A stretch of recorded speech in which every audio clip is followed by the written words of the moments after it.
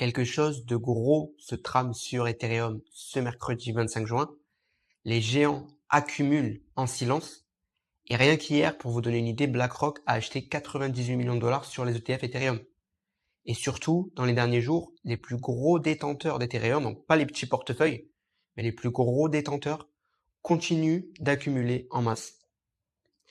Jérôme Powell, le président de la Réserve fédérale américaine, a parlé hier et il disait que dès qu'il a des infos par rapport à des accords commerciaux, il est prêt à agir et activer la baisse des taux.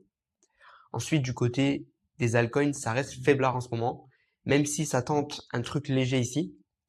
Mais avec le retour d'Ethereum, ça pourrait aussi justement aider tout le marché des alts à repartir. Et on voit que la dominance de Bitcoin reste super élevée à 64,5%. Mais à savoir que dans les anciens cycles crypto, la dominance de Bitcoin est d'abord passée à 70%, voire plus, avant que les altcoins commencent à peine à reprendre des couleurs et de la dominance par rapport à Bitcoin.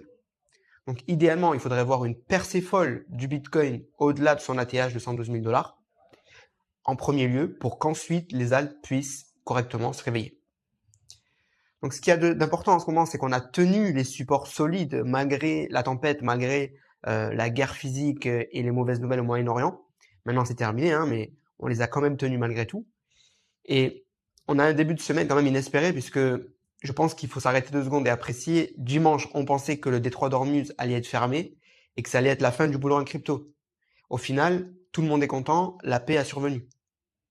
Et pour finir, j'ai envie aussi de souligner que aucun indicateur technique de fin de cycle crypto n'a pour l'instant clignoté. Donc si tu vas sur le site CoinGlass, il y en a 30 indicateurs techniques qui suggèrent des fins de cycle crypto et pour l'instant 0 sur 30 a flashé.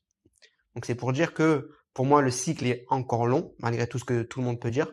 On a jusqu'à la fin d'année 2025 et c'est là où tout est censé arriver de toute façon. Donc vous avez été patient jusqu'à présent, je pense que ça vaut le coup d'être encore un petit peu patient.